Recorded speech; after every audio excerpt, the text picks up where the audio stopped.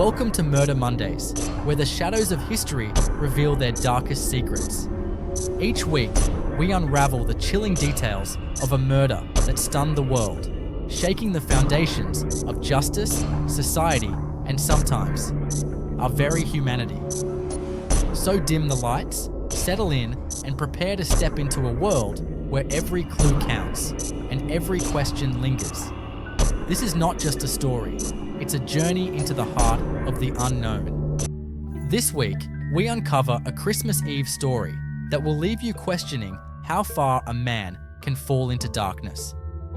When Bruce Jeffrey Pardo arrived at the Ortega family's holiday party dressed as Santa Claus, the night promised joy and celebration. What followed was a nightmare fueled by rage, revenge, and fire.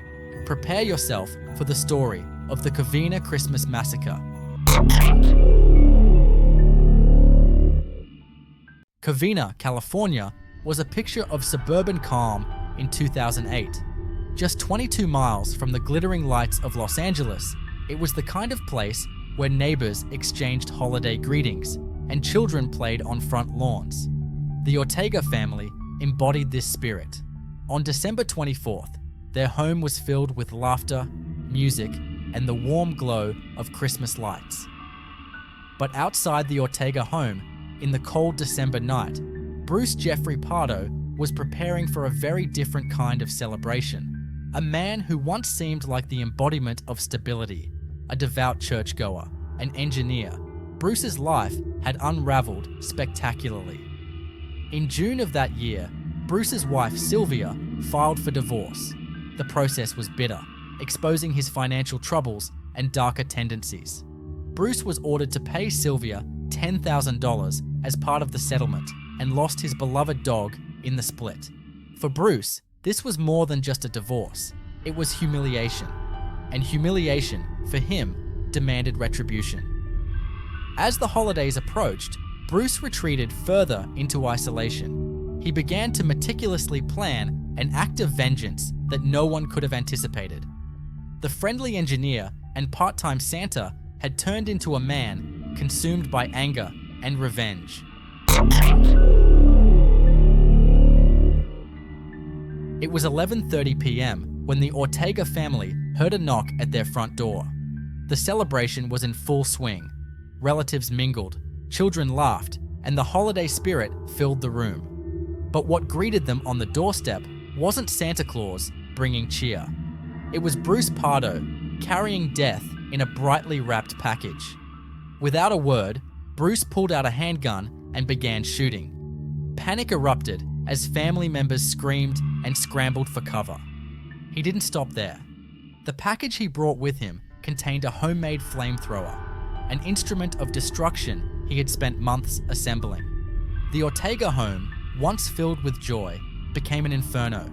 Survivors described the scene as pure chaos, flames spreading, smoke choking the air, and the sound of gunfire ringing out. Bruce killed 9 members of the Ortega family that night, including his ex-wife, Sylvia. The youngest victim was only 17 years old. The surviving members escaped by jumping out of windows or hiding under furniture. One teenage girl, despite being shot in the face, managed to run to a neighbor's house for help. When firefighters arrived, they found a house engulfed in flames.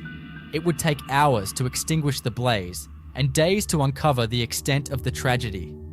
9 lives were lost that night, and the Ortega home was reduced to ash. Bruce Pardo's escape was short-lived. Hours later, his body was discovered at his brother's home, 30 miles away. He had taken his own life with a single gunshot to the head.